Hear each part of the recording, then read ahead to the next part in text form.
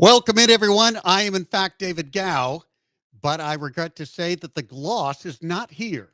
Carla Dawson is not in the building. The gloss is out on vacationing, gallivanting around the country, and it will take a village to replace her. So joining me here is Craig Larson, and behind the glass, we've got Abigail. We've got a great dream team to fill in for Carla. Welcome into the show, gang. It is a village. It Thanks, does take a guys. village. It's great Abigail, to be here you every get to week. be sort of, if she's gloss, you get to be Little mini gloss. gloss, Mini gloss. little mini gloss. Yeah. I feel like you remember Emmett Smith. You remember the drop off when Emmett held out in '93, and they had that running back by the name of Derek Lassick. I Yeah. feel like I'm Derek Lassick right now without Carla here. Well, that works. Lastic, it was sort of reminded me of a pickle, I think, with the Yeah, Vlasic I could brand. be a pickle. Yeah, you'll be the pickle today. I always think of you as a guy with a big pizza in front of him, but we'll go pickle right now. We'll go pickle right now. We'll definitely go pickle. All right, one team that is not in a pickle, but is seemingly hitting on all cylinders, the Cougars with a big win Saturday. ESPN Game Day was here. They beat Iowa State. Great win, great energy there with the Cougars. And now they head out to face Texas Tech in a great matchup tonight. Around Jeremy Brandon will be on site calling that game. You two are pretty excited about the Cougars right now. I am. I really am. How about you, Abigail? I mean, I'm pretty excited. I think Kelvin Sampson has been a great coach and everything. And even John and Lance had him on air and everything, and he was just like super inspirational and very like positive and optimistic to his team, even like based on like the hard decisions based on like injuries and just like throughout the season, just like how to make that work and how to like kind of keep everyone on their toes. And so, yeah, I think it's been a great game, a great season. Yeah, this is where you really, this time of year, David, we're 20 days out basically from Selection Sunday. And this is where you really, not contenders, pretenders, that type of thing, but this is where you really pad your resume tonight in Lubbock. If they were to go back to back, basically, beat an Iowa State team, turn around, avenge the one conference loss that they've sustained this year to Texas Tech. I think it'll be a fascinating matchup, really, to see what I'm interested in seeing. And the game tips off at 8 o'clock. And Jeremy's on the call, as you mentioned. I'm really interested to see Texas Tech can fill it up. They like shooting the three. Houston actually made 10 3-point shots against Iowa State on just 17 attempts. So maybe it'll be a 3-point shootout, but Houston's perimeter defense and just the attitude and the mentality that they play with. I know we've got some great guests coming in studio and throughout the night, but I'm really interested to even hear in about 20 minutes what Nate Griffin from Fox 26 has to say about the way that Calvin Sampson prepares his team each and every game, each and every week. I mean, he's the same day in and day out. And that program that he has built, I mean, they are a consistent winner. Well, let me ask you about that. The job that Kelvin Sampson has done is very striking. I mean, his record is tremendous. And yet I don't feel like he gets a whole lot of local and national attention. He seems a bit underrated to me. Is that a fair statement? I think it is. And I think that's why it was so great what you alluded to, the fact that game day was here, first time since 2019. Maybe you need to win a ring, in all fairness. I mean, maybe he's in that second tier. You know, we spent this whole football season. Where do you put the Texans? They're not in that class of the Chiefs or the Bills or the Ravens. They're in that second tier in the AFC. Maybe Coach Sampson is in that second tier. Maybe he needs to win one. The great thing about this year, though, is they'll, in all likelihood, probably be a 2 seed. You never know what type of draw you're going to get. But how incredible would it be if they're in the Final Four, 200 miles down I-10, playing at the Alamo Dome in San Antonio? I mean, what a home court advantage that would be. Yeah, wasn't that long ago we were envisioning that could happen here Right in Houston. here, yeah. Obviously, it didn't happen here, but that would be tremendous for the Cougars to advance deep in the tournament this year. I do think they have a really good shot to be a Final Four team. It's hard to predict anyone as a single champion just because of the nature, the unpredictability of the tournament. But I do think that Cougars are poised for a deep run yet again. I think they are, and they compare, in my mind, and I've watched a ton of college basketball this year. I really liken them a little bit to what Patino's doing with St. John's. They're comfortable in any situation. The plays and just the confidence that they have coming out of a timeout and the execution that they have. They are so well coached with their spacing, with the role of what everyone is expected to do, and they're comfortable playing in tight games, playing from behind. This is true with Rick and St. John's, and I just love. I hope it's a competitive, close game tonight. Obviously, I'm hoping the Cougars win. They're favored by 1.5 points. I think the odds makers are right on that. I think it will Tight really be a game. toss up. Yeah, it's going to be a tight one. Game. All right, we do have a great lineup of guests later in the show. Coming up next will be ESPN's DJ Bieniemy, and we're going to talk Texans with him. And then later we'll have Nate Griffin, as you mentioned, and we're going to get Howard Balzer, Kate McLean. We've got a great roster coming up later in the show. But before we do that, I did want to talk about what else is happening this week, which is the NFL Combine. It's become a thing. It's so funny how it wasn't that long ago, no fans were paying attention to the NFL Combine. It wasn't that long ago, they didn't pay much attention to the NFL Draft. Well, the draft is a huge thing, and the Combine is becoming a thing. And you've been looking at what's going to take place there. There are some guys who are not going to work out at the Combine. They're choosing to work out at their own facilities on their own college pro day. But it'll be really a great week to get a first real face-to-face look with some of these top athletes. Yeah, let me ask you, do you think a player's stock, if they opt not to work out, as you alluded to, they never plummet, right? I mean, how if you're sitting there and you're a general manager, I mean, what collateral damage is really done in that regard if a player opts to kind of sit out and not participate? Well, if you're one of the elites, if you're it looks like Abdul Carter is not going to work out, I don't think it matters. Carter is going to be a top 5 pick no matter how it all unfolds. Even if the two QBs go 1 and 2, Carter will fit into the top 5. So no, he really doesn't need to work out. In fact, a workout might go against him because he's already slotted into a spot. His film is so impressive, and if he goes out and runs a number in the 40-yard dash that doesn't impress people, it could only hurt his stock a little bit. Now, he's probably going to run for his college pro day, and they'll all get his speed on him at some point. But no, I don't know that he needs to do the combine dance. That's a big thing, and it puts him in a sea of other players. I think the idea of being the single focus on your own college day is probably a good move for the elite guys, for someone like Abdul Carter. Yeah, absolutely. And they're in that setting. They're in their home setting. In that you can, it's a more intimate setting. And obviously, I think in some regards, when they opt to have their pro day, if you will, in their environment, family, friends, the receivers, a lot of times teammates that have run those routes a gazillion times. Yeah. There's that whole familiar It's vibe. like playing on your home field. Absolutely. But, I would only say that about the very elite, because this appears to be a draft where there's a big bundle of players who are going to be somewhat closely graded from, say, player 10 to 45 or 50. There are a lot of players who don't have a lot of separation amongst them. And so I think if you can go up to the combine and show well, that could be the difference between being drafted number 31 and you could ascend to, say, 15, and that represents a lot of money for some of these guys. It absolutely does. I think the one thing that the media is missing the mark on, they're trying to replicate what we saw a year ago and translate that and do the comparative analysis. Who's going to be this year's Jaden Daniels? There's not going to be a Jaden Daniels. You're not going to see another Jaden.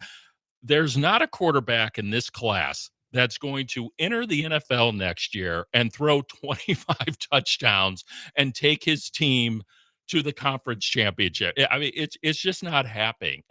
Or who's going to be this year's equivalent? Could Cam Ward be the next Bo Nix? No. I mean, these are simple questions. I don't know why we're spending so much time on all the articles and all the talking heads on television devoting 20-minute segments to these, just the banter going back and forth. It is a weak, subpar quarterback class, in my estimation. Well, we all talk about the quarterback classes. Obviously, there's the historic one that included John Elway way back in 1983, and maybe there'll never be a class quite like that one. But last year's class was a sneaky good class. 6 quarterbacks taken in the first round. Caleb Williams went number 1 overall, and he is oozing with talent. He had to play for the Bears last year. Hopefully, Ben Johnson will get him right, but he has all the talent in the world. And then, of course, you just mentioned Jaden Daniels was exceptional. Drake May looked pretty good as a Patriot. Michael Penix had moments as a Falcon. JJ McCarthy didn't get out of the gates. Obviously, he was injured all season, but he'll get a shot this year, I would think. And then Bo Nix, of course, had a very good rookie year playing for the Broncos under Sean Payton. And there are some scouts that are looking at Cam Ward and Shadir Sanders and saying neither Ward nor Sanders would beat out any of those 6 if they were all in the same draft. Isn't it nice that sitting here in Houston, we don't have to worry about it? Like, it's Ooh, just such a breath of like, we've it's got hard to find a CJ quarterback. Stroud. I mean, you just saw a little bit of the potential and upside with Bryce Young. Like, it's taken 2 full seasons. He started finally to show on consecutive series, consecutive quarters, consecutive games. It's taken 2 full years, and he only threw 15 touchdowns last year. It's not like Bryce Young set the world on fire. 2 years for the number 1 overall guy. It's an eternity with some of these young guys to develop them. Look what the Cowboys are doing. It looks like they're going to let Trey Lance go. I'm not sure why they even picked him up, and they're going to go and try to develop a guy and identify the next heir apparent to Dak Prescott. It's going to take years. It's always a work in progress. It's tough to find a good quarterback. And those teams who don't have quarterbacks, look, the pool is not very good. You mentioned the 2 guys coming out in the draft, Sanders and Ward, are not elite. Some will pound their fist on the table for Milrow from Alabama. But take those guys aside, the free agent pool isn't that exceptional. I mean, Sam Darnold's the class of the league in the free agent grouping. I guess somebody would make a case for Aaron Rodgers, although most would look at him and conclude he's past his prime. No, it's going to be hard to find a quarterback. If you're one of those teams right now that is lacking a quarterback, oh, the cupboard is pretty bare. It's just there's not a lot of options there.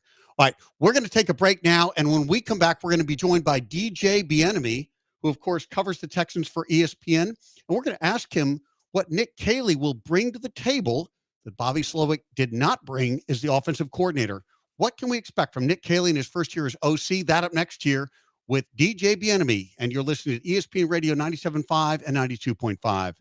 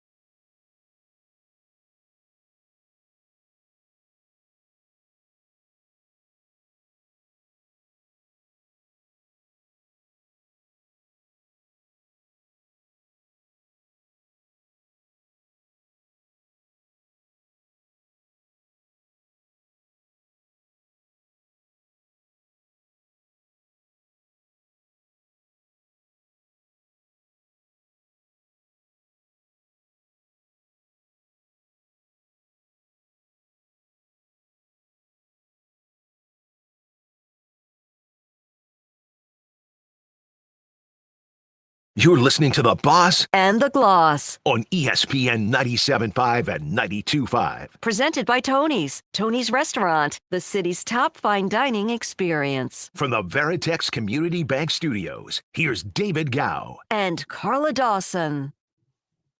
Welcome back. And in just a minute, we're going to be joined by Fox Sports anchor Nate Griffin, who will light up the room. And he's joining us here in studio now. Nate, great to have you. Thanks so much for joining us.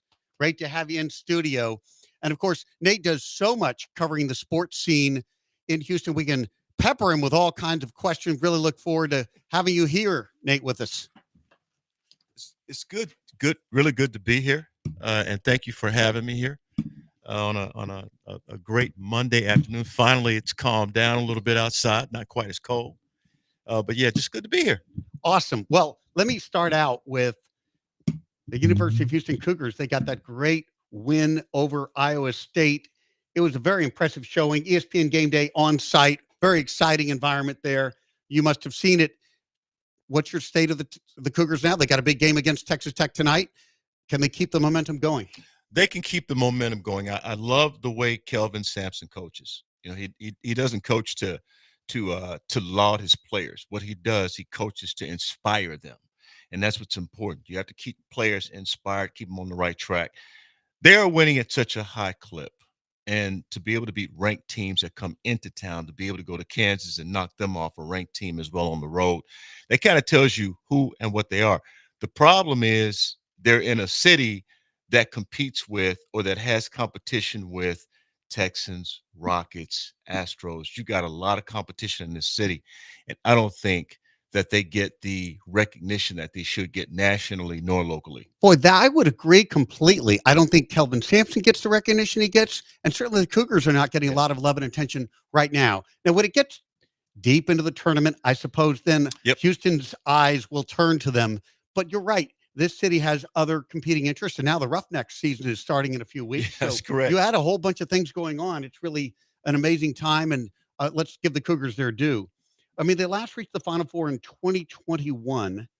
Sounds like they've got the ingredients to do it. It'd be amazing if they were to play in the Alamo Dome there deep into the Final Four.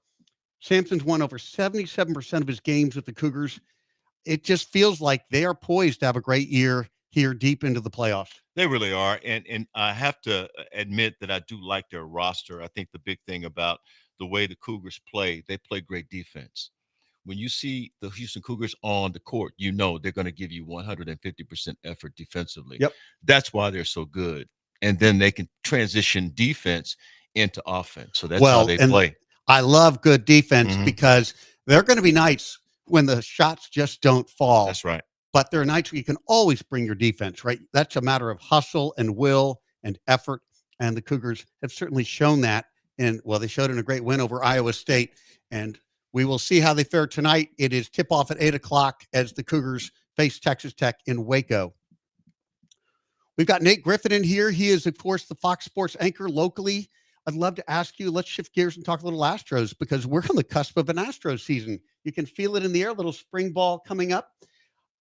When you look at this team now as it's constructed, obviously they've lost Bregman and they've lost Tucker. Let's talk about those two for a minute. Yep.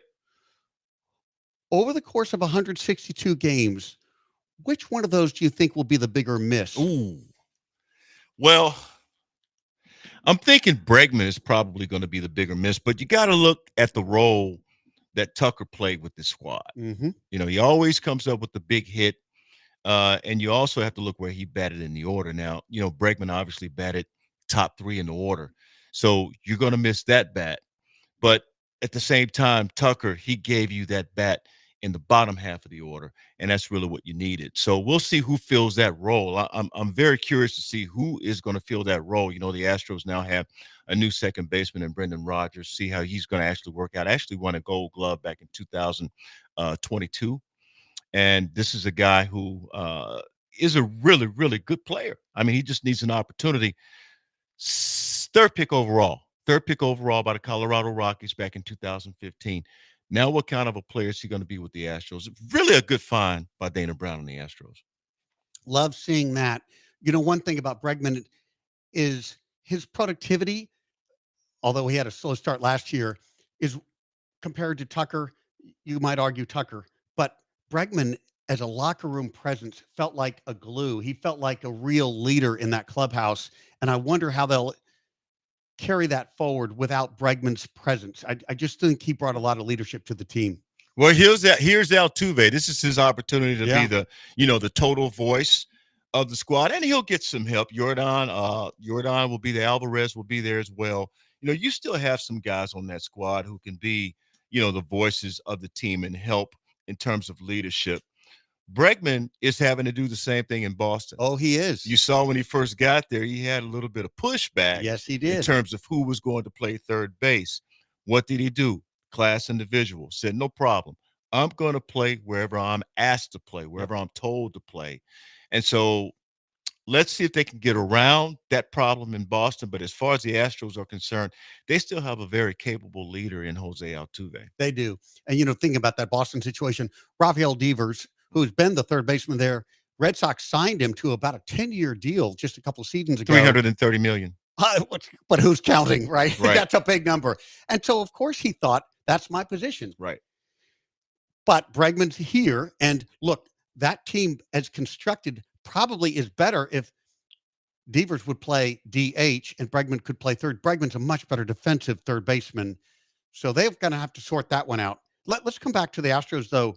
With Altuve, now, of course, the question is, will he play a lot in left field? Ooh. And it's a fun discussion. I've heard people debating sort of an over-under number Yeah. of how many games Altuve will play in left field this year. If I gave you an over-under number of 75, will he play more or less than 75 games in left field this year? Less? Really? Yes. I believe he'll play less than 75. They're going to really need him at second base. They don't realize it right now, but I think they're going to need him at second base. Yep. And I know at first it was experimentation. It was about Alex Bregman staying with the Astros. Okay, I'll consider playing left field if Alex stays here. Yep. Maybe he knew the Astros had a plan to bring in another infielder to play second base. I don't know. But at the same time, I just feel like in the end, it's going to be less than 75 games.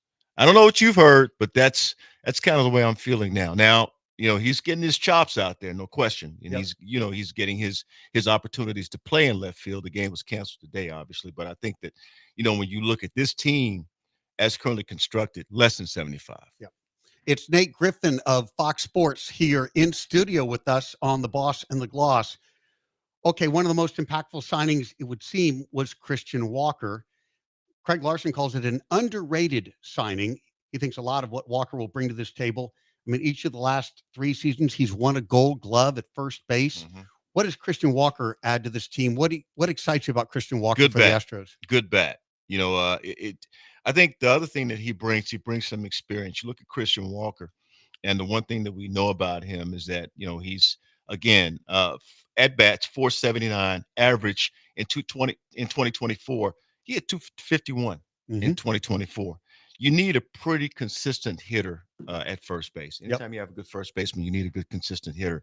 And that's what the Astros, I won't say that's what they've lacked, but it would be nice to have a guy who can give you 250, 260 at first base. It would be. We shall see. I think he will be a great addition. It was sort of an under the radar signing in the midst of some big departures, but I think that's a great pickup for the Astros, and he'll slide into that lineup in a very healthy way. One of the things about the Astros, in fact, Carla Dawson, whom you're subbing in for here, and by the way, she, of course, I'm the boss, she's the gloss. Okay. And with all due respect, I am not the gloss. you are no No, gloss. I am not the gloss. I mean, good looking you may be, but I'm sorry, Carla wins that one. Definitely not the gloss Yes. today. However, one of the things that Carla would always bring up, and she was right about this point, is that when the Warriors were the dynasty that they were, Mhm. and they were going deep into the playoffs, they were playing so many more games than every other team in the NBA. And eventually, I think it just wore them out. You could see the fatigue as they would get deep into the season. The NBA is a little bit different beast than the Astros, but the Astros since 2017 have played an astounding 99 playoff games. Now, we wouldn't want to change that history. That's We right. love that history. We love right. their success. Their success has been extraordinary. In fact, I think fans in Houston are almost spoiled now by how good the Astros have been for so long. But you do wonder, that's a whole lot more games than what is the norm. Do you think fatigue sets in, or someone like Altuve, who's been here through all of those, do those extra games wear on him at a certain point? Well, you brought up the Warriors, and I do believe in the end, I think that the extra games do. Uh, if you look at the Kansas City Chiefs, I think that they would tell you the postseason wears on them as well. The postseason wears on a lot of different teams, wears on teams, period, because they have to play the extra games. Yes, it does. Now, as far as the Astros are concerned, the one thing that we know about them is that, 40-man roster. What are you going to have in the postseason? There's a good chance that even in this postseason, I think you won't see. I don't think you're going to see any kind of fatigue. They got a brand new team for the most part. I mean, so in terms of postseason fatigue, you may not see it this year, but when you look across the spectrum of sports, when you look at football, when you look at baseball, when you look at basketball, you can tell that these teams have an issue with the postseason. And I'm not talking about issue of not playing in the postseason. I'm talking about the fatigue factor, and it does wear on you after a while. He is Nate Griffin of Fox Sports. We're going to take a quick break. When we come back, Nate, I want to ask you about the Rockets. Jabari Smith has returned from injury. What does he add to this team? Can they get back on the rebounding train? Yeah. Got to have that. We'll be right back. We'll talk a little Rockets when we return here on ESPN Radio 97.5 and 92.5.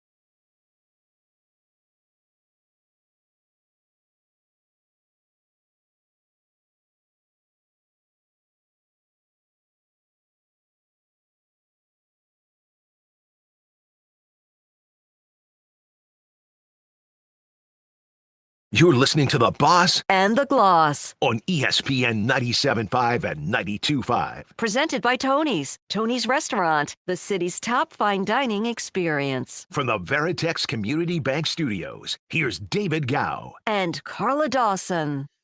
Welcome back. And I am joined in studio by the great Nate Griffin of Fox Sports. Nate, thanks so much again for being in here. I wanted to talk some Rockets with you. Jabari Smith has returned from injury. And of course, the Rockets need to rebound better. Is he going to be a difference maker on the rebounding side of the ledger? Good to have Jabari back. Yeah. That's all I can say on that. I think that's going to help them to rebound a little bit better. You look at the Rockets, the way they've been playing, and they went on that losing streak where they lost, 6 games back to back to back to back to back to back. We don't like to look at those games. No. But and then all of a sudden they bounce back. Off tonight, and it gives them an opportunity to kind of test the waters with Jabari to see what they're going to get. And again, you like having him back. I still think they need one more piece. Mhm. Well, this is not their year, right? It would be, I mean, first of all, I think in my head, they've exceeded my expectations coming into this season. Mhm. And it's been delightful to watch them grow. They've got these young players who are coming together. No, it's not. This is not their year to win a very good Western Conference, but they do feel like they've got the building blocks and they're putting these things together. One question mark will be Fred VanVleet. He's 31 years old now, and he's been very productive for the Rockets. Do you think they ought to bring him back and sign him to like a 3-year deal Absolutely. at this point? I think they should bring him back. He gives that locker room stability. When you talk with Fred VanVleet, you know he's a leader, Yep. leader of that ball club. They need that veteran presence. I still think they need one more veteran presence now. That said, the young guys are starting to come into their own. The Jalen Greens, the Alperen Şengün's. You know, I think Amen Thompson is going to be great, Yes, obviously. and I'm a big fan of Sengun. I mean, these guys all they've shown us something. They're still growing, but boy, the potential, the foundation of these young players is really exceptional. Yeah, no question about that. So I think it's just a matter of, okay, what do we do to get to that next level? And they're already almost there. Yeah. I mean, when you look at the West, Oklahoma City, that's who you're competing against, right? Oklahoma City is one of those teams that you're competing against. So, I mean, you want to be able to compete with the Oklahoma Cities, teams like that.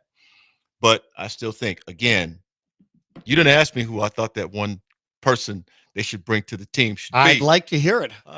Who do you want? You know, the question is, what do you have to give up to get him? Okay. Kevin Durant. Durant. What do you have to give up to Right. get him? That's the big question. Yep. And you'd probably have to give up, I would say, a key member and maybe a couple of first round picks. And maybe I stirred up a hornet's nest out there, but that's the way I'm thinking. Because you don't want to break up too much of this team, the nucleus of this team. But I do like the idea of bringing in a guy like Kevin Durant. I think the Suns would do it for one of the young pieces, which would be painful to give up, and a bevy of draft picks. And then with Durant on the roster, I think they could be contenders to go deep into the playoffs next year.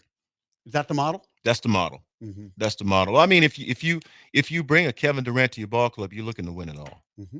Okay, because they have the pieces to get to possibly a Western Conference final. Yes. I like the idea of that. We saw what they did with the middle of the what do they call it, tournament? The tournament where they played in the middle of the season.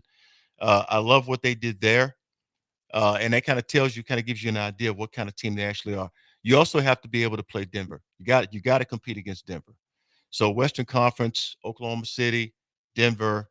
Not sure what the Lakers are going to be, but Luka Doncic finally had a 30-point night. Kind of tells you that they're going to be pretty good. You got some teams over in the West you're going to have to compete with, but the Rockets are right there too. Yeah, I think this is going to be the Nuggets here in the West. That's my prediction, but it's nothing more than a prediction. It is interesting. A few days ago, everyone was lamenting that maybe Luka and LeBron couldn't play well together, but then they've had a few good games here where they've really played well together. And now it doesn't take a lot. It doesn't take a lot for everyone to get really, really excited about the possibility of the Lakers making a deep run. I don't think they've got the total team that's required, and they don't Not have yet. enough. They don't have enough size to do it. Not yet. I agree with you. And then the mystery for them will be, yes, not yet, but can LeBron keep his talent at a good level before? He's got to hand off to Luka. That's right. Because that's what's going to happen. He's Yeah. going to hand it off to Luka. Yeah. This is Luka's team for the future. But the question is, what other pieces do they need once LeBron is done? Yep. So, yeah. You know that there's been a whisper campaign around Houston. I'm sure you've heard it. It's this idea, of course, Luka can choose not to re-sign up with the Lakers. He has one more season with them, and there are whispers that he would then walk on them. It would be devastating for the Lakers after they've seemingly now built their team around or going to build all their marketing around, betting their future on Luka. If he were to choose not to sign with them, and then if that were evident, then they would probably be in a spot where they would need to deal him. And that then brings up the question, where would be a logical landing spot? And the Rockets have been listed as a logical landing spot, if nothing else, because the Rockets have these young pieces and draft picks that they could offer in such a trade. You mentioned Kevin Durant, but if Luka were to pop out and be available, would you rather have Luka or Kevin Durant? Ooh, good question. Luka, Luka's of course, much Luka's younger. a great player, but I think the one thing that Kevin Durant brings, he brings that leadership. He's got a few rings. And I think the desire to want to win a championship with the Rockets would be just as great as Luka's, but I like Kevin Durant with this team a little bit more than I like Luka with this team. I think it's probably a better mix. And let's shift gears to the Eastern Conference. Cavaliers with a big lead in the standings, Mhm. Celtics behind them. Celtics, of course, the defending champs and currently completely healthy. Porzingis is back on the court for them, and that gives them their full roster, and they're pretty deep with Peyton Pritchard coming off the bench and perhaps going to be the sixth man of the year, getting that title, at least for the Eastern Conference. Who do you think comes out of the East? Are you leaning Celtics, Cavaliers, or someone like the Knicks finally getting it right? Celtics have the experience, obviously. Knicks are playing much better at 37-20. But I'm going to lean right now Celtics. Even though the Cavaliers are playing a little bit better at 47-10, I like the experience that the Celtics bring. They understand when they need to win games. I mean, Jaylen Brown, love him. I think he's the stir that straw that the straw that stirs that drink there. Well, let me pause on that. I agree completely. I always felt like he was being compared to Tatum all the time, and Jason Tatum's an exceptional player.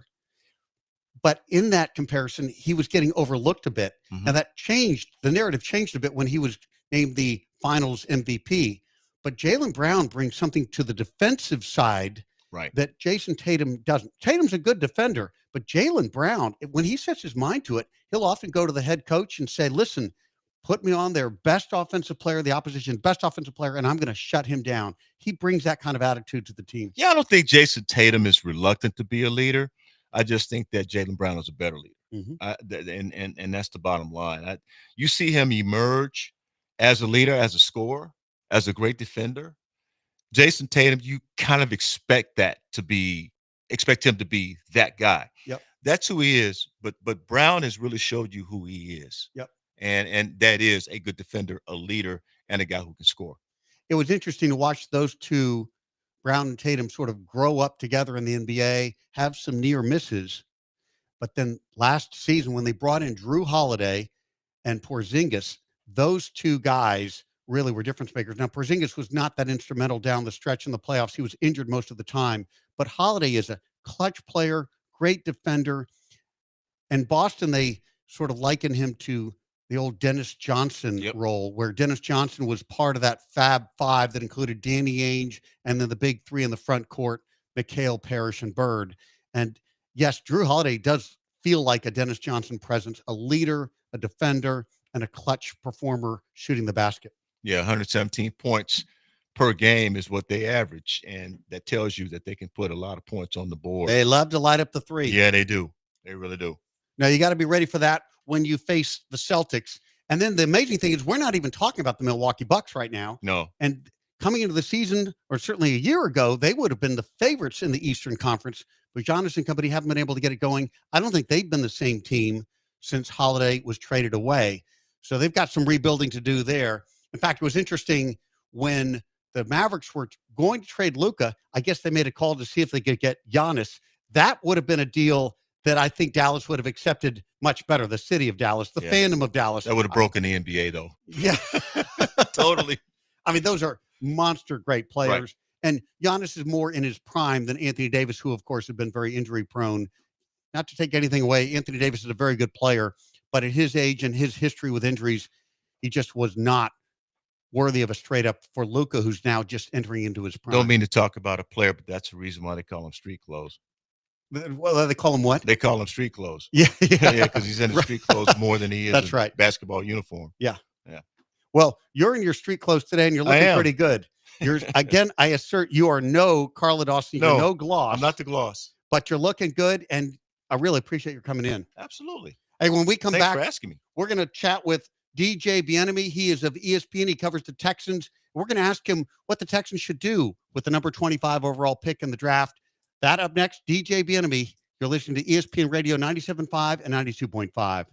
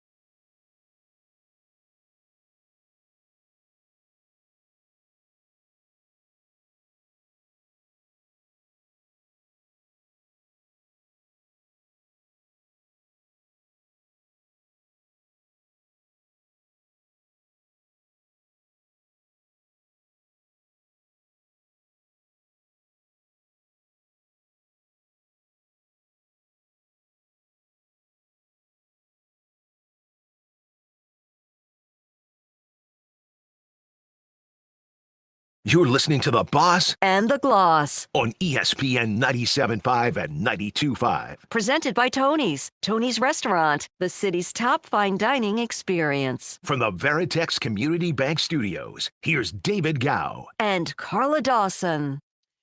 Welcome back. It is the Boss and the Gloss, but without the gloss. Nate Griffin here next to me. Nate, thanks so much for joining. We're now going to have DJ Bieniemy join us. He, of course, covers the Texans for ESPN. DJ, welcome to the show. You're on with David and Nate. Hey, DJ. Hey, how y'all doing? We are doing great. Let me start with the big transition on the coaching staff. Bobby Slowick out, Nick Caley in as the offensive coordinator. First, maybe if I could go back, let's look back before we look ahead.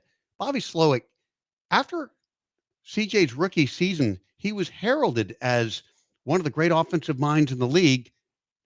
And then a year later, the Texans cast him out. What do you think happened to him? What was different year two versus year one? I think defense has just caught up to him, and they had a better idea on how to defend him for the most part. They knew his tendencies better, and they knew how to mess with his pass protection, and he just struggled to find solutions and find answers. I think that's probably what did him in the most was that aspect, because I think if he had answers to some of the problems that they were facing throughout the entire season, they would have been able, he would probably have kept his job. I think it was the fact that they had a defense that was good enough to get to a championship, and the thing that held them back was the offense. You know what I'm saying? Because I get it. They had injuries, but I think they still had more than enough to be able to be a more effective offense and just, pick up little things like stunts, whether it's like stunts, whether it's, blitzes, things of that nature to keep CJ clean. And obviously, she just struggled throughout the entire season to consistently find answers. Now, granted, sometimes players didn't do their job and didn't play up to par. But as offensive coordinator, the predictability, the inability to pick up stunts, and the inability to adjust once teams had an idea of how to attack you, that's for sure what did them in. Okay, let's shift gears and look ahead. Nick Caley in as offensive coordinator. What should we expect from him? What will be different? So I think one thing that'll be different is the run scheme. I think it'll be a lot more. Because Bobby was outside zone. I think this will be more inside zone, duo, gap scheme, more game plan specific versus where Bobby was basically outside zone, outside zone, outside zone. But he didn't switch it until the playoffs, in which they had more. They're much more effective running the ball. Because they finally, played to the team's strengths. So I think it'll be more of that than anything. That there'll be more they run, this type of runs that they have. Obviously, there was some carryover from the passing attack in terms of concepts, since he is a former Sean McVay guy, even though he has some New England ties. There'll be some, so there'll still be some carryover since that tree with Sean McVay, Kyle Shanahan, there's some similarities since they worked together in Washington. So I think that you'll see a variation of all that, but again, it's still early, right? Nick Caley hasn't called a single play in his life, much less in the NFL, he hasn't called a single play in his life. So I think that there's going to be some growing pains because that's just kind of how it goes, right? If you're calling plays the first time ever, and you're not a former quarterback, so it's going to be an adjustment period. But I think as long as they give him the pieces that he needs, he should be able to do fine as long as they get the protection right. We're talking to DJ Bieniemy from ESPN. He covers the Texans there. And we've got Nate Griffin of Fox Sports in studio with us. Let me ask both of you guys this question. Which is the bigger need for this team? If the players you wanted were available at number 25 overall, which is a bigger need, offensive line or another wide receiver? I would say a wide receiver, mainly because they need to get cheap at that position, young and cheap. Because again, like Tank is probably not going to play in 2025. So when he comes back in 2026, it'll be the last year of his deal. You kind of need legit number two, opposite side Nico, that isn't going to be overly expensive. It's sort of foreseeable because you're going to have to pay Stingley. I know they're going to be working on that throughout the offseason. You're going to possibly have to restructure Laramie. You're going to have to possibly restructure or extend Daniil. You're going to have to extend, next year you have to worry about extending CJ and Will. So at that point, you kind of do need to get to some spots where you're kind of cheap. Your number two wide receiver got to be a dynamic young buck that's explosive, right? That can make plays, but doesn't cost that much, right? You kind of need it because in the playoff game, along with the pass protection, the Texans not having another threat at wide receiver, opposite side Nico, they weren't able to take advantage of the fact that he was getting double teamed. Because if you're getting double one way, then everybody else is one-on-one. They couldn't take advantage of that. So I would lean towards receiver mainly because for O-linemen, you're better off signing some veterans. Because they need more, they just need better brains there versus necessary talent. I think they have enough talent there. It's more of like a brain aspect. And I think that you get some veterans in there that have been around the league, that have seen some different things, that have been some different schemes that are effective starters. Because, you're not going to get not saying you can't get a stud free agent there, but they're probably not going to get Trey Smith out of Kansas City. But everybody, you can get some veteran guys that have been around the block, that know what they're doing. Then you'll be able to probably shore up some of the brain cramps and brain farts that they had last year that led to so many quarterback hits on CJ. The one thing I like about, and I utter the same sentiment in terms of bringing in a wide receiver. I'm not sure if I need to draft it, but for sure I need to get a good veteran wide receiver. Here's the one thing I like about Nick Caley. The fact that he coaches tight ends, he also understands offensive line positions. Mm-hmm. So this is a guy who understands tight ends and offensive line positions, how they need to block. And when you understand how offensive linemen need to block, you have a pretty good advantage going for you. Now he's going to surround, or what he said was during his press conference, is that he's going to structure his offense around the talent that he has. And I like that idea because oftentimes you'll find that most or some offensive coordinators want to more or less take the scheme they have and use the talent that they have within that scheme. Well, in this particular case, if you have a guy who's going to scheme around his talent, that's going to help you a whole lot better. So you can get some offensive linemen to help block CJ, or to help block for CJ a little bit better. And I think that was part of the problem. Probably why Bobby Sloak is gone too, because I'm not sure how well he understood that in terms of making CJ comfortable. Here's the other thing. If you can go out and find you a good veteran wide receiver, you're in good shape. But in terms of being able to draft a wide receiver with that first pick, if you can do that, find a good wide receiver with the first pick, who's it going to be? I don't know right now, but that's probably your best option to answer your question. That's probably your best option, and try to find some free agents along that offensive line. That's Nate Griffin of Fox Sports, and we've got DJ Bieniemy from ESPN covering the Texans. Now, Stephon Diggs is a familiar name. He's a veteran wide receiver. Yep. Would you like to see him come back to this team? I would. Um, I'm not sure about you. I'm not sure about you, man, but I would like to see him come back if he's 100% healthy. If he's not 100% healthy, no. Yeah, so I would say it just really depends on the price. Since the injury was non-contact, I'm not too down. Even though he's older, I'm not too down on his overall recovery. Mango's non-contact, now obviously with change, you told him a little more down on this because it wasn't just, his ACL, basically his whole knee, right? So there's a lot of things that have to be constructed and, refixed. Where Diggs is really the ACL. And I think that he could, still come back and be effective. Now, he won't be what he once was, and that's okay as long as it's for the right price. But I think with Diggs, it's all about the right price, and kind of going from there because him and CJ, they do have a good rapport, a really, really good rapport. They get each other. There's a natural connection there on multiple levels. So I think if you can get Diggs back, see, I did a good price, and go from there. See, that's the thing. Look, he's going to end up being what we call a possession receiver, in my opinion. Who can you beat deep now?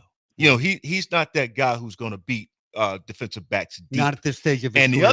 the other thing, let's not overlook the position of Darren Schultz in this offense. Yep. Okay. Dalton Schultz. Dalton Schultz, tight end. Dalton Schultz. Yeah, I meant to say Dalton Schultz. I'm not sure if he's going to be the guy next year, based on what I saw this year, based on what we saw this year. Are you worried about his blocking ability? Well, I don't so much worry about his blocking ability. I worry about him being able to get down the field and beat guys and make the catch. If the ball is there, make the catch. That's what I'm more concerned about than anything. Well, with Kaylee's background of coaching, they have a blocking tight end. Tight ends, yes. So, Schultz has never been known as a great blocker. He's had a lot of catches over the course of his career. He's not that guy anyway. But does he project as a superstar? Could they have an upgrade at that position? Absolutely. We've been talking about offensive linemen.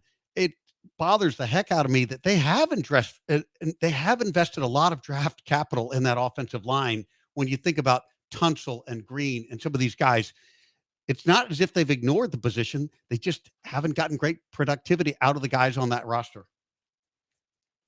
Right. No, I agree there. On the latter part about the productivity out of the offensive line. And it's funny because, CJ's first year was actually pretty good because he was toward the top of the league in terms of time to throw. So it was towards the middle of the pack in terms of pressure rate. Often he was under pressure. He was around like 15, 16, even though he was top 4, top 5 in time to throw in terms of how long he held the ball. So I would say that, that's a little more about coaching.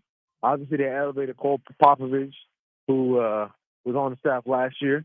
So we'll see how that goes. That's a big, big, big bet. But players liked him.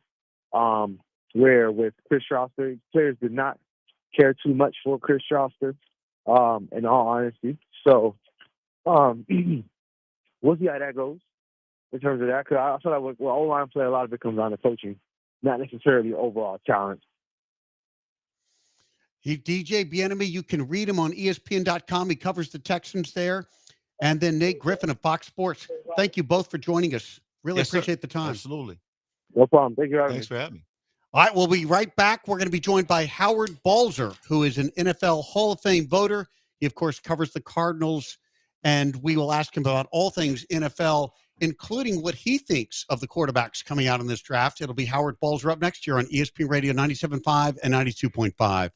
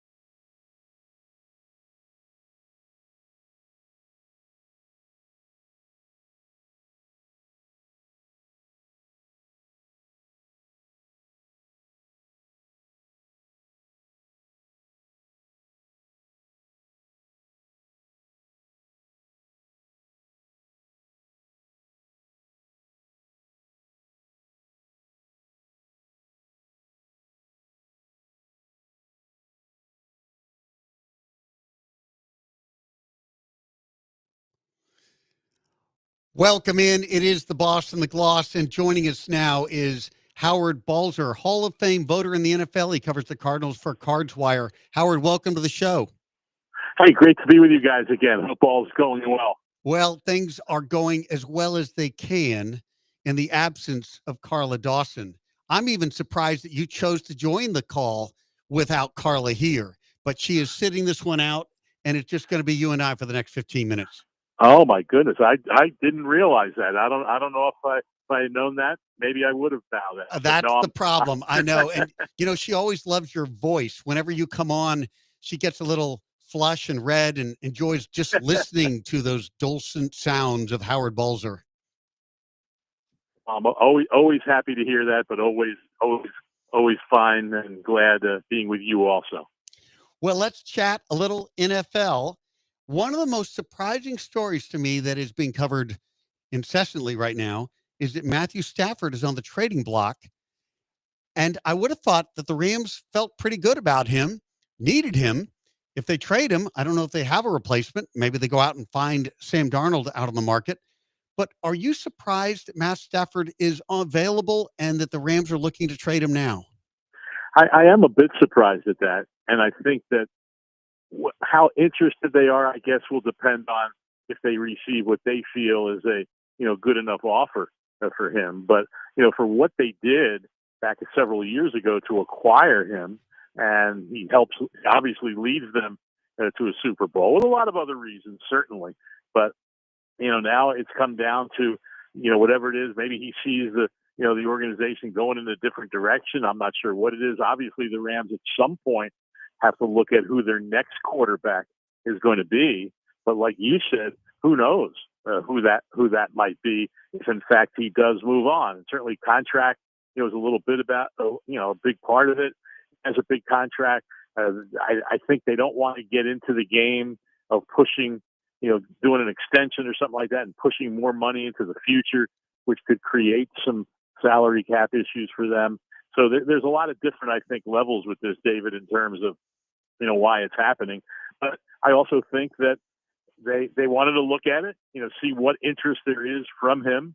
Is there a team that Matthew Stafford would be, happy with going to, and what that contract would look like, and once again, what the compensation would be for the Rams in a trade. I don't think it's going to be time in terms of draft picks, but once again, we'll just have to see how it all plays out in the next couple of weeks when free agency in the new league year begins on March 12th. Yeah, we are talking to Howard Balzer, Hall of Fame voter for the NFL. And you mentioned the compensation that might come back to the Rams if they were to trade Matt Stafford. And from my view, the compensation's got to be pretty light because we're talking about a 36-year-old quarterback and a guy who will want big-time money. And it's hard to give up both draft capital and a big contract, a lot of salary cap space for an aging quarterback. In fact, that looks a lot like what the Jets did with Aaron Rodgers, but that's another matter. We'll see. I'm not trying to compare Aaron Rodgers with Matt Stafford. They're different players, but let's talk about Aaron Rodgers. Where will he play in 2025? It would seem he still wants to play in the NFL. I think he does. I think that a lot of people have looked at his season last year and called it a failure, and certainly it wasn't in terms of winning games, but they had a lot of issues on that team that went beyond Aaron Rodgers. And when you look at the numbers, he had a pretty solid year, even though he hadn't played basically at all the season before, and especially at his age. And so I think he feels he can play more. The question becomes, what will the price be for another team? He hasn't been everyone's talking about he's out in the market. And I know he can talk to other teams, but he's not, he's still on the Jets. I mean, he's not a total free agency yet, even though we all know that that's going to happen. But, I think that it'll come down once again to, from his standpoint, will it be a team that he wants to play for? And I think that's a big part of the Matthew Stafford situation also. I mean, he doesn't want to go somewhere that he doesn't feel he has a chance for that team to be successful. And I'm sure that that's what Aaron Rodgers is looking for also. Could he end up with the Rams? I mean, I wouldn't say no to anything at this point if something like that occurs. A lot of people have mentioned the Raiders, and that Tom Brady is going to want to try to convince him to come to the Raiders. And, that obviously they need a quarterback. There's no doubt about it. The question is, how good is that team around him?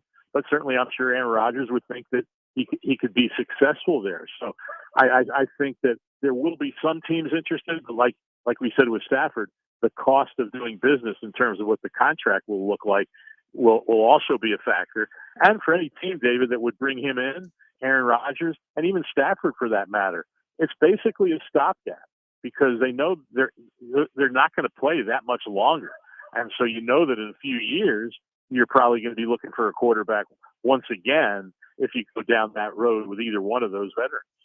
Yes, it strikes me that with an aging quarterback like Aaron Rodgers and, yes, with Matt Stafford, that the perfect fit would be a team that feels they have all the pieces except for a quarterback. And I don't think that the Raiders would assert that at this point, but the Steelers might. They do seem to have all the pieces. But then the question is, how does Mike Tomlin feel about integrating Aaron Rodgers into that culture? Could you see Aaron Rodgers or Matt Stafford with the Steelers? It's a great question.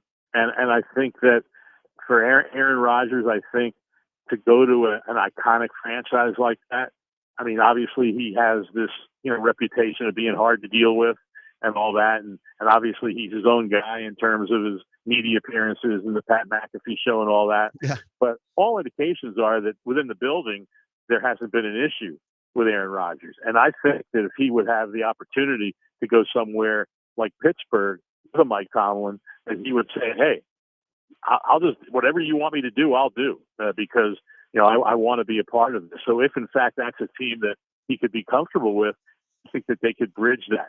I mean, let's look at it this way.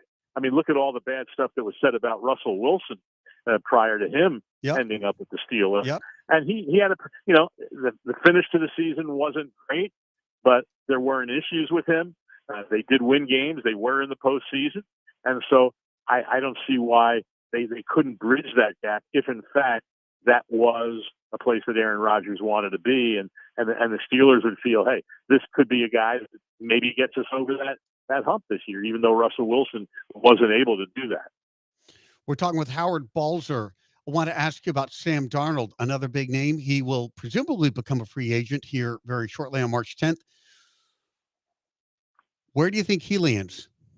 I would not be surprised, and obviously I'm never surprised by anything anymore in this league. Yeah. But I think it could be very well leaning towards him being back with the Vikings, depending on if he feels that it's money that's worthy of what he did last year. It doesn't mean $50-60 million a year.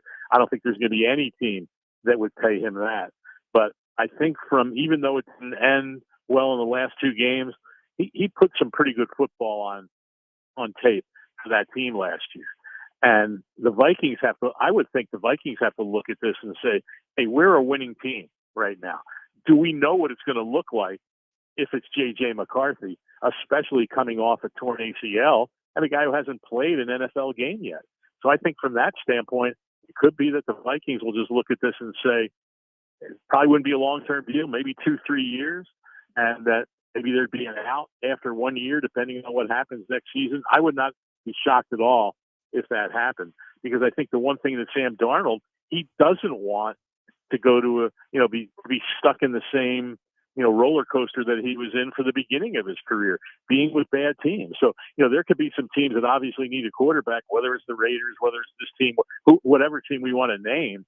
But if Sam Darnold doesn't feel that that's a great place for him to be successful, then now granted, he might not have, well, if he's a free agent, he will have a lot to say, but who knows who those teams might be. And that's why I think this version this year of this quarterback musical chairs is going to be very interesting to see, because it's not only about what team wants Sam Darnold, it's also what team does Sam Darnold want to go to.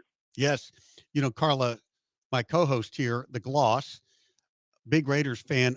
I would love to see Sam Darnold land with the Raiders for their team need. I mean, they need a quarterback, and Sam Darnold has come off a great season, but time will tell. And you're right, the Vikings are still in the mix, and he may well end up back with them.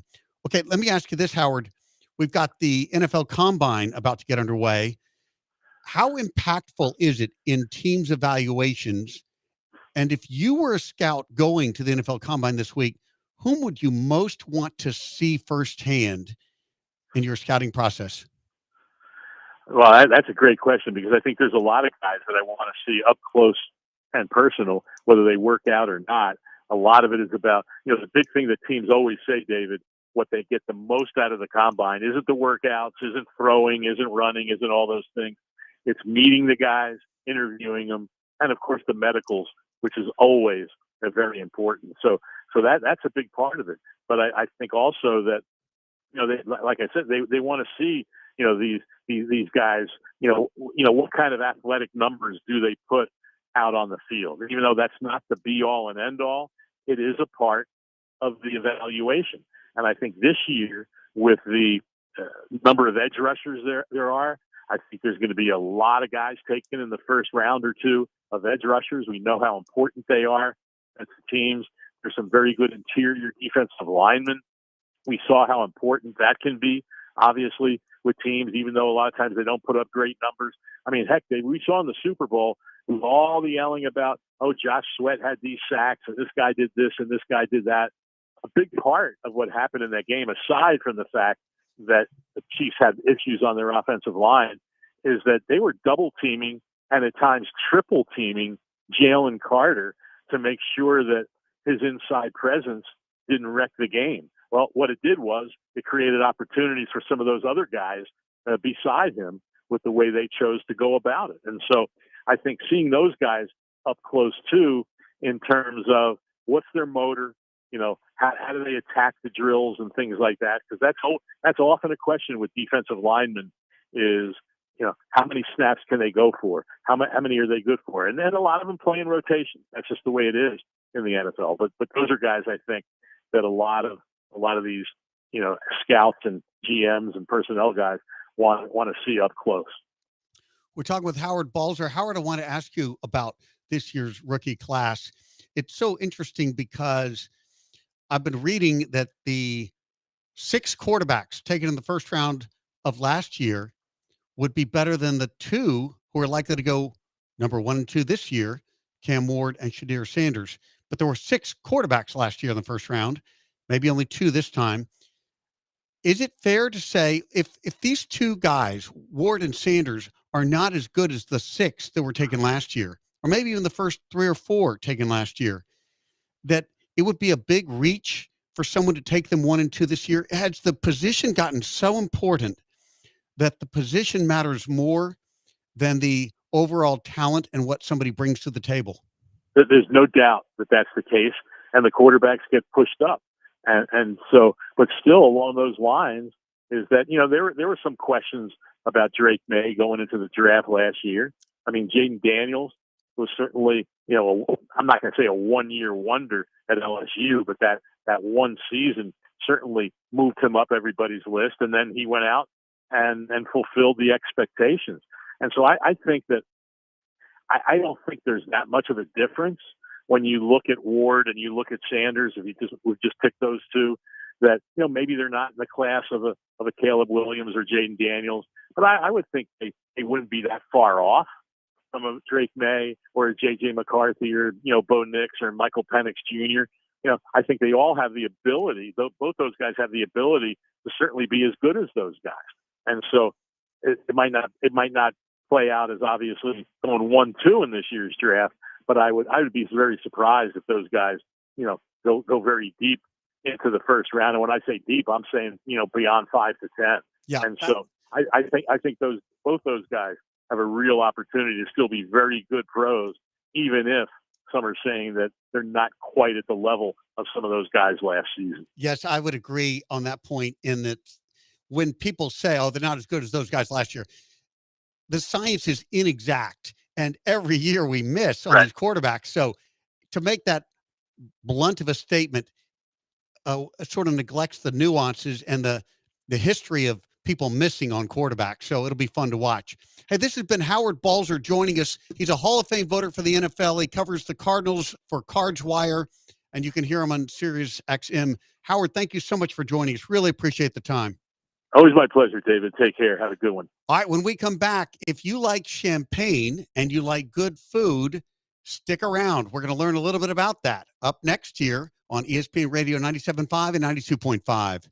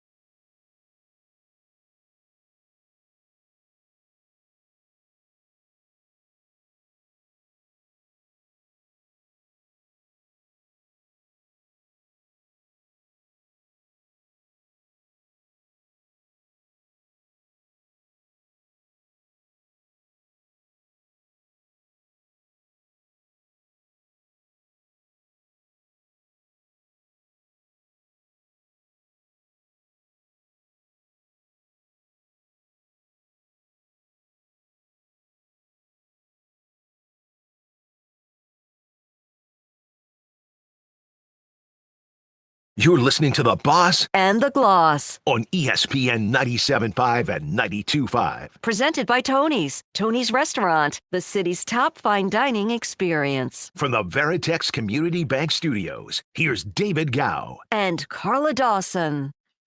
Welcome in. We do not have Carla today, but to my right is another lovely lady, Kate McLean. She's the chef at Tony's Fine Dining. Kate, welcome in. Thanks, David. We miss you, Carla. We miss Carla, and it's too bad that Carla's not here when you're actually here in studio with us. Obviously, we chat with you each week, and it's always a wonderful catch up on all the things that are taking place at Tony's. But this time we have you in studio, and you brought a bottle of champagne. I did. Carla's going to be upset. I know. She's missing out on all this good fun. But she can come into Tony's and enjoy the champagne campaign. Well, I'm overdue to, we've got to get, yes, the Boss and the Gloss will be at Tony's for a good dinner very soon. We will look forward to that. So catch us up. What is going on at Tony's these days? Lots. We're having a lot of fun this spring. So one of the things I wanted to talk about is the champagne campaign. So I brought a bottle of champagne, and what the campaign is every it's going to go on forever. You'll never miss out on it. It's always available anytime we're open, but we're going to feature champagne, which will change every now and then. But this champagne is offered at half price by the bottle. Sweet. So a champagne campaign at half price at Tony's. Yes. And then in addition to enjoying bubbles, we are giving you glasses, rose-colored glasses, because you remember the saying, looking at life through rose-colored glasses. I do. It's meant to look at life in a positive way. So we wanted to provide an experience where you could drink champagne and look at life through rose-colored glasses. Well, so I brought noticed you a pair. You have some rose-colored glasses here. I've got a pair right here. Now, notably, we do have a video. If you want to watch what's taking place here, if you want to see the rose-colored glasses, or even better, if you want to see what Kate McLean, her beauty, you should go to ESPN975.com and open up the video. You can watch our show via video stream as she opens up this champagne bottle, and you heard it pop. There it is. The champagne is now flowing. First time in studio for me to ever have an adult beverage on the air. I won't violate any FCC rules, will I, Craig Larson? Yeah, No. are we good? She says, Kate says it's okay. All right, I'm putting on my rose-colored glasses, and I'm going to open up my champagne. Oh, this is fantastic. Little click, Little click. clink of the glass. You look great. We are living large here. We I are. think. This is nice. This is very nice. I like looking at life through rose-colored glasses. Yes, you do look a little pink right now. Oh, That champagne is excellent. So So- I can get this at Tony's. yes. So this is Domaine Drapier. It's a grower champagne, which means they're very boutique champagnes. They grow their own grapes and then they produce it on site, and it's 80% Pinot Noir. So in the champagne world, you can only make it from 3 grapes. Pinot Noir is one of the red grapes you can use. But when you have a majority Pinot Noir champagne, it's, in a word, scrumptious. Scrumptious. I like that word. Scrumptious. Well, I guess I wasn't supposed to chug it. If I get a little silly later in the show, everyone will understand why. Yeah, You're a bad influence, Kate. sometimes I am. Sometimes she is. Okay, since we've got an extended moment with you, I would love to have people understand your story a little bit. You grew up in Houston, Texas. Yes, You went to Episcopal High School. I did. And then where'd you go to college? University of Colorado. I'm a Golden Buffalo. Oh, my goodness. Boulder is a fantastic town. It is. Fantastic. And then Loved it. you came back and you ended up with your first gig as executive chef at Tony's at a very young age. How old were you when Tony took you under his wing? 26. 26 years old. Yeah. And you were put in charge of the kitchen of the most iconic restaurant in the city, one of the top dining experiences. And he handed the keys to you. What was that like? It was, I was promoted at 29. They groomed me for the position. I was their sous chef for 3 years before that. But working with Tony, we really synced up, and I felt very humbled by his faith in me and worked very hard. And the team that, was built around our operation supported me, and I'm grateful. It was very, in a word, humbling to be to have that opportunity. Well, at such a young age, at such a grand stage, which is Tony's, the best in Yes. the city, then you stepped away for a bit. Yes. I came to you. You came here, and she was doing, for those who don't know, she was doing podcasts, great podcasts in the studio next door, podcasts on the food and beverage scene. And so, whom did you cover? How did you cover? What was that podcast all about? Thank you for that opportunity because that was super, super cool. I was really interested in uh developing that skill and producing. And it was my best friend and I, Brian Brosa, we were we every week we would produce a show. And so we would come up with different segments. Some of it, 80% of it was food, wine, the life in the restaurant. And then 20% was just kind of fun pop culture things. But I just I loved creating in that way. It was a total joy. And so thank you. We did 84 episodes weekly. Dear Michael Carroll, who is our producer, and Craig Larson, huge supporter. It wouldn't have happened without all those people. So, you had that great run here doing that podcast, and you stayed in touch with Tony's restaurant and, of course, Tony Valone. Yes. Sadly, of course, Tony passed away. And how did it come to pass that you returned to Tony's?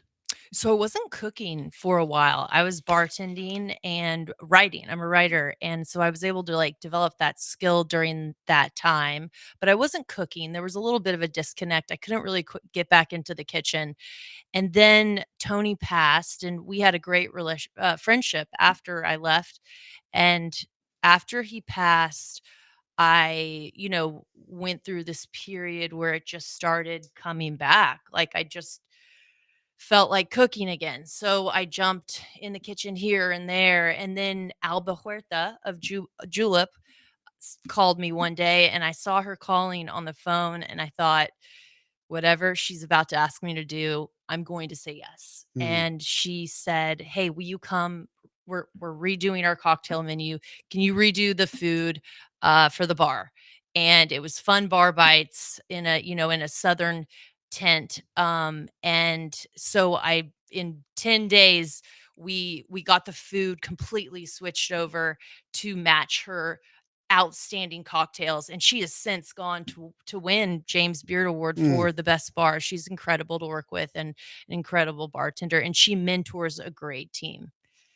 Well, now you mentor a great team because then you ended up rejoining Tony's full time as the executive chef. Yes, yes. So the chef before, Austin Waiter, who's awesome. He's at the Marigold Club. You should check it out. It's a very sexy little spot. But yeah, he decided to move on from the company. So Mrs. Valone called me, and I remember it was December 2nd. And I remember she said, "Would you like to help me find the person to keep this going? Would you like to be that person?" And over the next month, we talked about it a lot, and I just prayed about it. And it really felt like the opportunity of a lifetime. So I returned on February 10th, 3 years ago. And yeah, we've been moving the brand in a forward direction. I'm really excited by about the future, and just really having fun with our guests and creating experiences and moments that they won't get anywhere else. That's a great way to describe how I have experienced Tony's memorable evenings, great experiences that I'm not getting anywhere else. That last time I was in there for dinner, and the piano player and the singer, he'll tell us who he was so exceptional to go along with the food. The environment, the vibe in the restaurant just had a surreal, very, very special feeling. Thanks, David. Yes, so we about 12 months ago, a year, that's a year. Well, no, a little less. We decided to move the piano from the bar to the middle of the dining room. Yes. I really wanted a Casablanca kind of shake the frost off the fine dining, but still offer all of the touches that we do.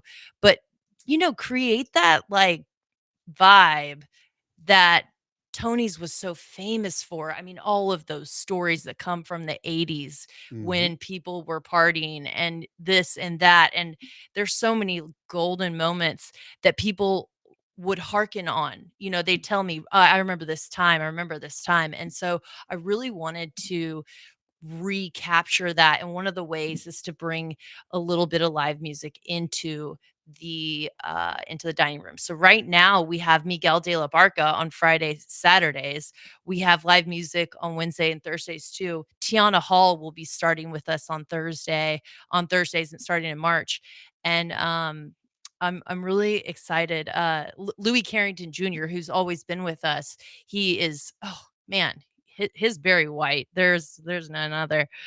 He's great, and it's been good because we needed to use that real estate in the main dining room. Everyone wanted to sit in the bar, so I really wanted to use that real estate in the main dining room and make it feel as accessible as the bar. Well, it is a special, special experience. Tony's Fine Dining. It's in Greenway Plaza. And if you go there, you can enjoy this wonderful food from Kate McLean, the executive chef.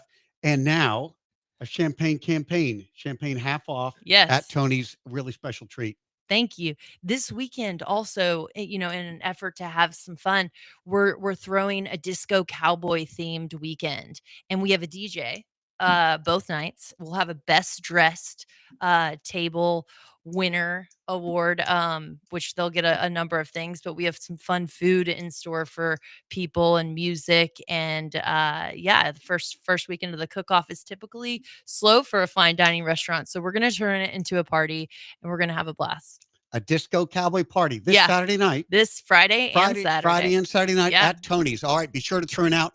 Kate, thanks so much for coming in. Thank you, David. All right, when we come back, we're going to talk to the new head coach or the head coach of the Houston Roughnecks, CJ Johnson. He'll be up here next on ESPN Radio 97.5 and 92.5.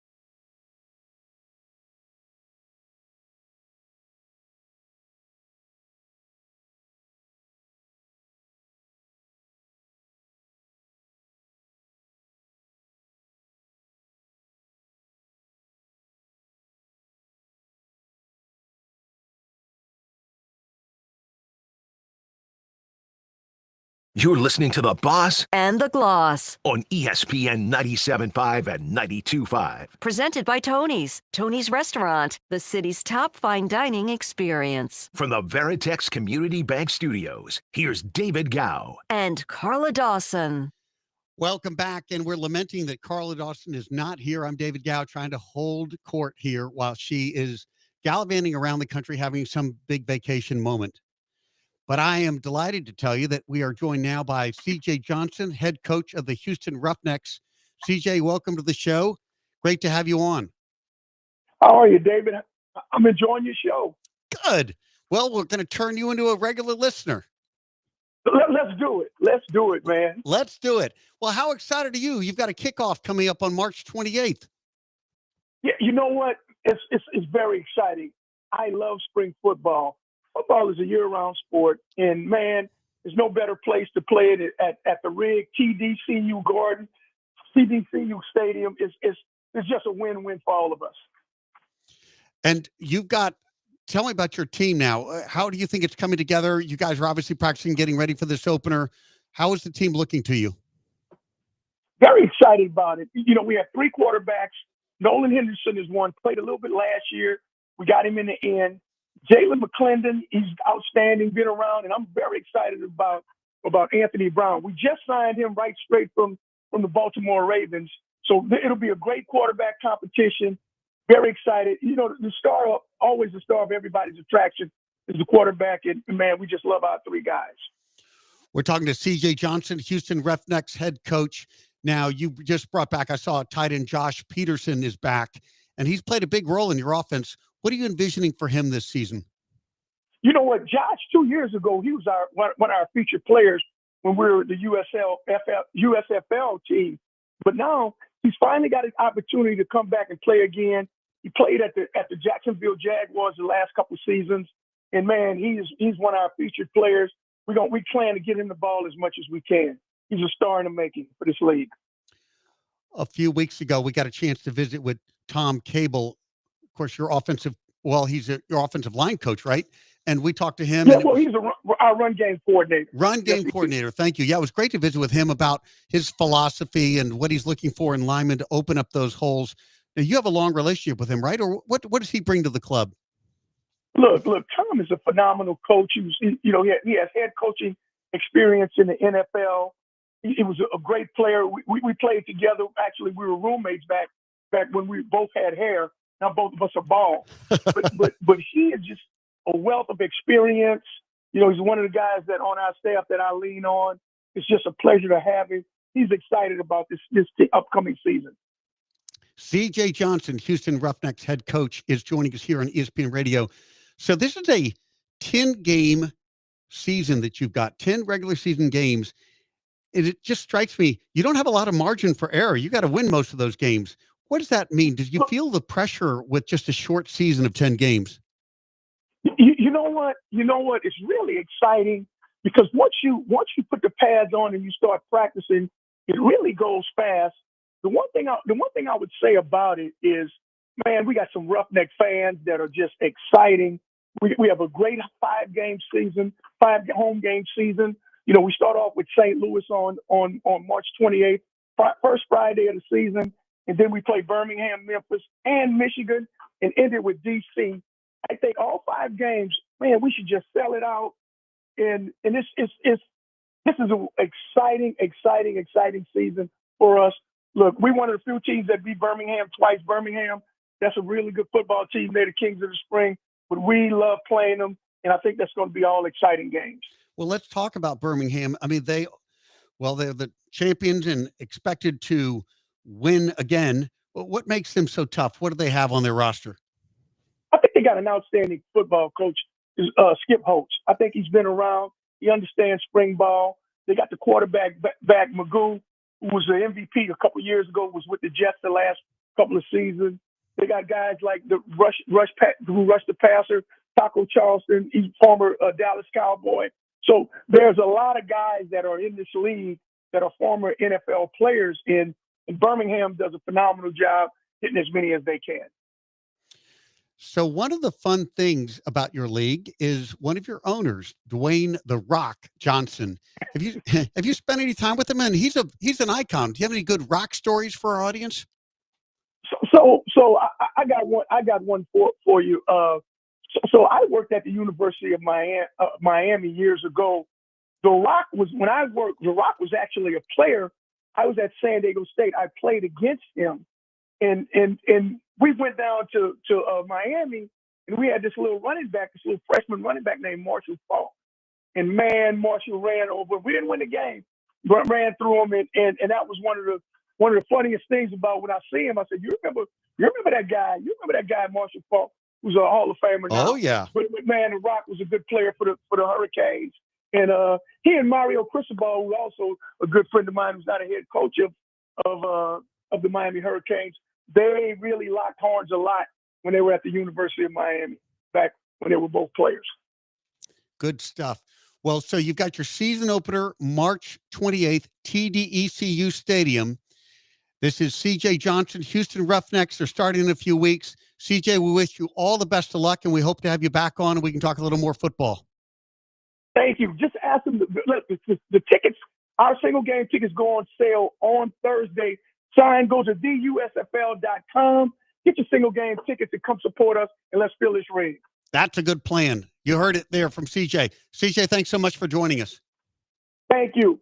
Talk to you soon. Bye-bye. All right, when we come back, we're going to be joined by NFL expert Steve McCarthy, and we're going to ask him whom the Texans should take with the number 25 pick overall in the draft. It'll be Steve McCarthy up next year on ESPN Radio 97.5 and 92.5.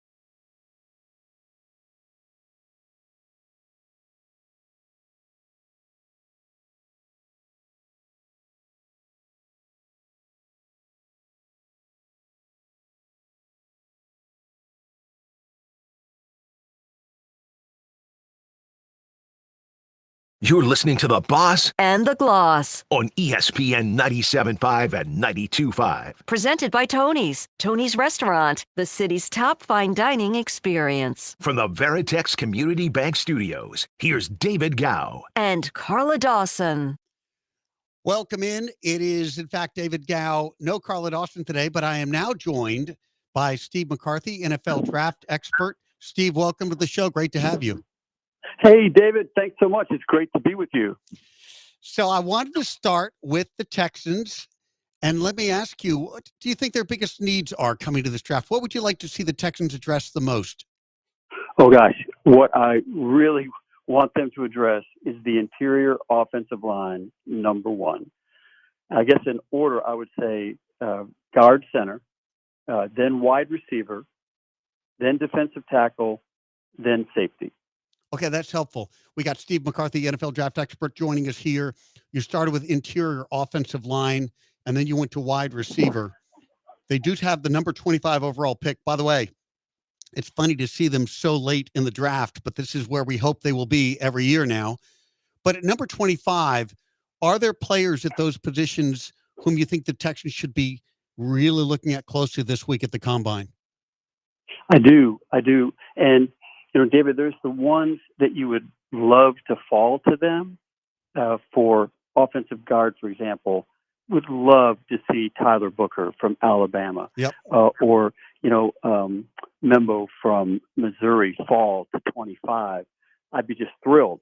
I don't know if that's going to happen because there are so many guard-needy teams in this draft. But I think some players that could definitely be there at 25 for him. If those guys that I mentioned don't fall, one might be Gray Zabel, who played tackle at North Dakota State, but I think most people expect him to be moved inside to guard, and he looked really good at the Senior Bowl. Another guy that I like a lot is Donovan Jackson from Ohio State. Yep. Then for defensive tackle, I think if Walter Nolan or Kenneth Grant were there at 25, and perhaps all the offensive linemen were gone that they liked, those would be good picks. And then for wide receiver at 25, you could still see the Ohio State wide receiver, Emeka Egbuka, or Matthew Golden there at that number. And I've seen some mocks where Luther Burden drops that far too. Would he catch your eye at 25? Absolutely, yeah. I guess he's one that I think might not drop that far, but absolutely, he'd be somebody that the Texans would want to look at 25. Would you consider the tight end from Penn State if he were to fall that far? If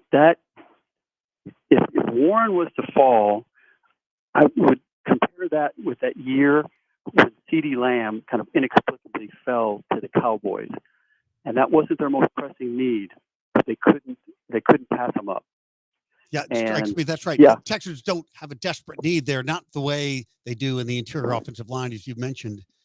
But he's such a talent, and many think he's a top 10 talent in this draft. Oh, I agree. Yeah, I think that'd be one where they might have to throw the plan out and just take him, because we don't really expect that to happen, for him to fall to 25, but stranger things have happened. Okay, we're talking to Steve McCarthy, NFL draft expert, about the Texans and the draft. Let's talk about the draft this week. We've got the Combine, and coming into the Combine, there's a lot of buzz about the quarterbacks, as there always is. But the general narrative is that the quarterbacks are not as talented in this year's class as they were, say, in last year's class, where 6 quarterbacks went in the first round. This year, it appears maybe only Cam Ward and Shadir Sanders would go in the first round. Do you see any other quarterbacks sneaking into the first round? Jalen Milroe or anybody else? I don't. And then what about those two, Ward and Sanders? By most accounts, they're not as talented as some of these other guys like Abdul Carter or Hunter. But the quarterbacks always get extra preference. They always tend to sneak up in the draft. Where do you think these two guys will go? The quarterback question is the most intriguing one of this draft, because, as you said, David, these quarterbacks are not viewed the way the quarterbacks that were viewed in last year's draft and the one before that. there doesn't seem to be a consensus on who's the best of those two. And there's no consensus, certainly, for whether they even deserve to be selected at 1 or 2. Just to give you an example, Daniel Jeremiah of the NFL Network, he, in his rankings of the players, he has Ward at number 10 and Sanders at 15. In Pro Football Focus, it's got Ward at 19, and they've got Sanders as a second-round pick. Wow. I mean, I don't think that's going to happen, but No. it just shows that there's a lot of questions about whether these guys are really suitable or whether they're going to be franchise quarterbacks. But you're right. We see every year teams overdraft quarterbacks. Yeah, those QBs, they tend to sneak up the ladder. I think before it's all said and done, those two guys go number 1 and number 2.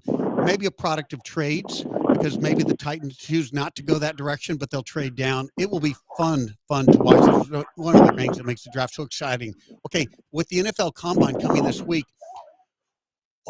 is there a player or two whom you think you really can't wait to see how he fares at the Combine? Is there anyone who's really on your radar that you're thinking, I saw him on the field, I saw him play in college, I saw the film, but I want to see what his scores are at the Combine, how fast he runs the 40, what kind of general athleticism he shows in what they call the underwear Olympics?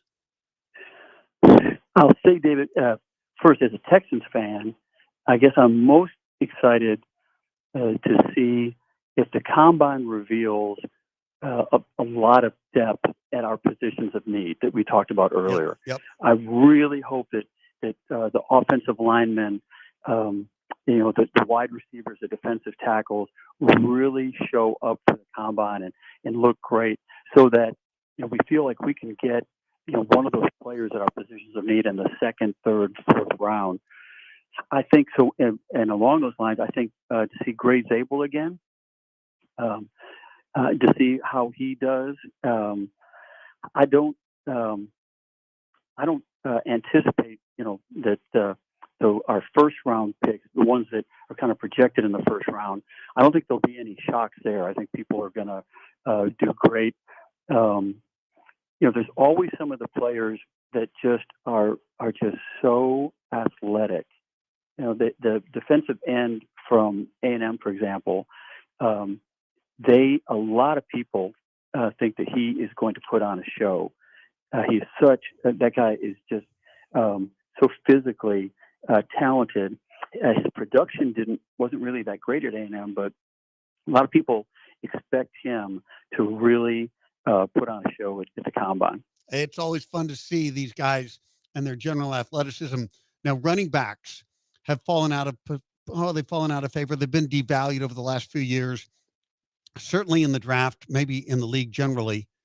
But when we saw what Saquon did, what Hunter did, I mean, those guys, Derrick Henry did, it certainly turns your head and makes you think, wow, maybe a running back can be a very impactful player. At this point, it seems there's only one running back, Genty, who may go in the first round. Is he the only one you see going in the first round? And is there anyone else who could sneak in there, or do you think Genty falls out of the first round? Well, I don't think there's any way he's going to fall out. He's great. He is going to be a top 10 pick. In my opinion, he might fall to the Cowboys at 12. And in most of the mocks, if he's there, the Cowboys are taking him at 12. But I think he'll be the only running back taken in the first round. This is a deep draft for running backs, but I think there's going to be a big run on them in the 2nd and 3rd round. You've got Omari and Hampton, the 2 running backs from Ohio State. You've got Caleb Johnson from Iowa, Devin Neal from Kansas. The Cam from Arizona State, who looked so great in the bowl game. I think you will see those running backs taken in rounds 2 and 3. It's possible one of them could go up, but when you look at the needs of the players, especially picking towards the bottom of the first, when that might happen, I don't see that as an overwhelming need for those teams. I think they've got bigger issues. You mentioned Genty going to the Cowboys at number 12. And on the one hand, yes, the Cowboys have a need at running back, and he is an exceptional running back. Most people have him on their big board as a top 10 player in this draft. But to your point, this is a deep running back draft. The Cowboys have lots of needs, and there's almost this instinct I have as a Cowboys fan. We'll go get a running back later in the draft and take somebody else at a greater position of need, or somebody else at a position that's harder to fulfill. And when I let that logic slip into my head, then I'll begin to wonder, will even Gene T slip a little bit? Certainly not out of the first round, but I could see him slipping into the 20s just because of the position and the depth of the class of running backs overall. And David, I've wondered the same thing. You know, the Cowboys, they desperately need a running back. I think Rico Dowell is a free agent. He is. But yeah, even if they sign him, they need a running back. But that possibility of maybe filling another need, I wonder, would they even take like the top guard now that Zach Martin has retired? I don't know if Cowboys fans would be happy at all if at 12, they took somebody like Tyler Booker. But that offensive line is just a shell of its former self, and there's a big need there. But they could grab maybe the second best wide receiver, maybe the top rated wide receiver at 12. And as you say, be confident that when they pick in the second round, they will have an excellent prospect available to them. One of those names that we just talked about. Yeah, Luther Burden is often mocked to the Cowboys at 12. They could get the wide receiver to complement CeeDee Lamb, and then they can go get that running back in the second round. It'll be fun to see. But so many scenarios will unfold. Combine this week. It'll be fun to see what the scores are when they come out. And it's been fun to have you on with us. It's Steve McCarthy. We'll have him come back as we get closer to the draft. Steve, thanks so much for joining us. Thank you so much, David. You have a great night. All right, you've been listening to The Boss and the Gloss. Carla will be back next week. For all of you who are texting in, wondering where she is, she will return next week. It'll be The Boss and the Gloss. It's been The Boss and the Gloss tonight here on ESPN Radio 97.5 and 92.5.